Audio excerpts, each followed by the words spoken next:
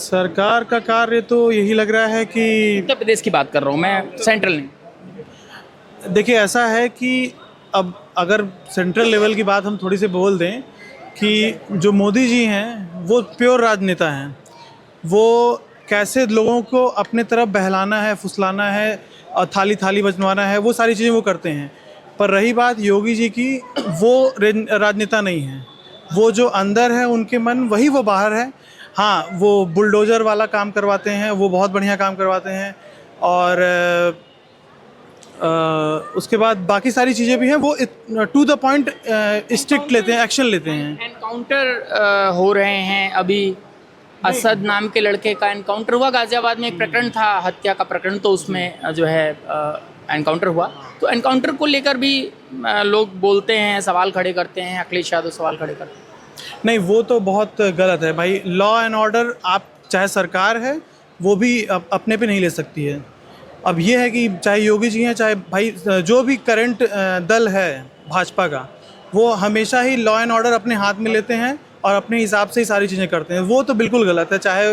चाहे कोई किसी भी बाहुबली को उन्होंने मरवाया हो, चाहे ना कोई किसी भी साधारण आदमी भी अगर वो उस चक्कर में फंसा है। अच्छा, देश की राजनीति की बात करें, मैं प्रदेश पर ही बात कर रहा हूँ फिलहाल, मैं बाहर नहीं जाऊँगा। देश की राजनीति तो बहुत ब्रॉड हो जाएगी।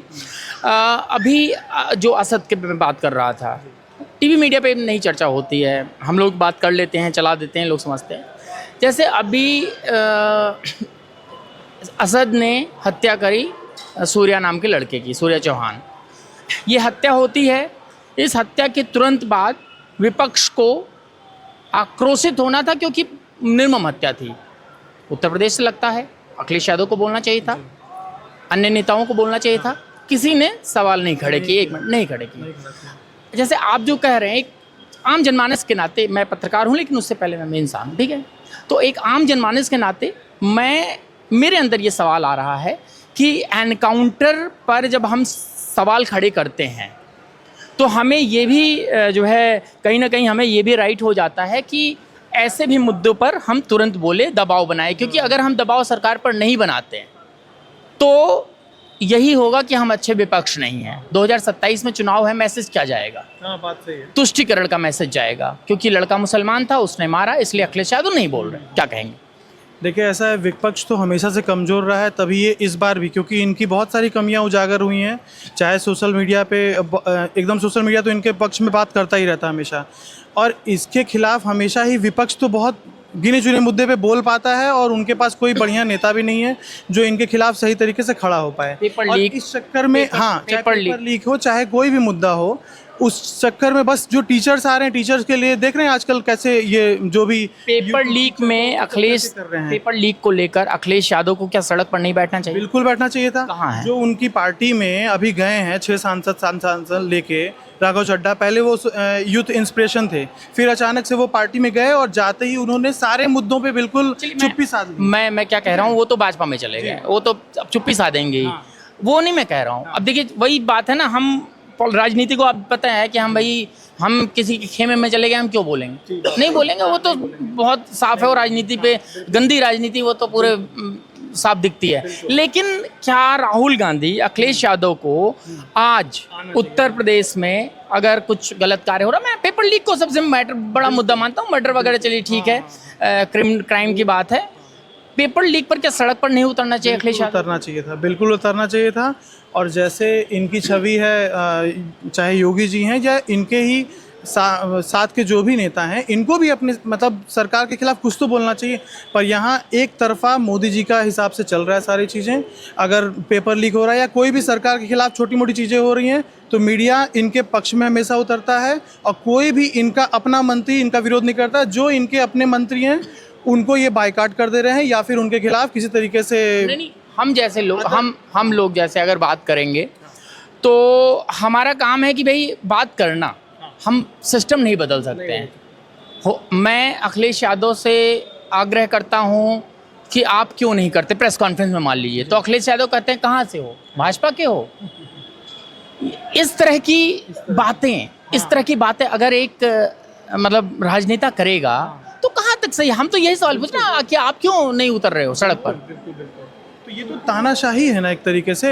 भाई ऊपर से नीचे सब उन्हीं के लोग हैं, और जो विपक्ष में बैठे हैं वो तो विरोध कर ही नहीं पा रहे हैं। मजाक कर रहे हैं, इसीलिए तो अपोजिशन में बैठे हैं, बिल्कुल, सत्ता में होते हैं। हाँ वो अपने ही काम को सीरियस नहीं ले रहे यही हैं, चीज़। वो मजाक कर रहे हैं। वो आप समझिए, आप वो ये सोच रहे हैं कि मोदी जी खुद कहें कि यार मेरी पार्टी खराब है और इसको वोट मत दो, या योगी जी खुद कहें कि मेरी पार्टी खराब है इसको वोट मत दो, जबकि अपोजिशन का काम है अपोज करना।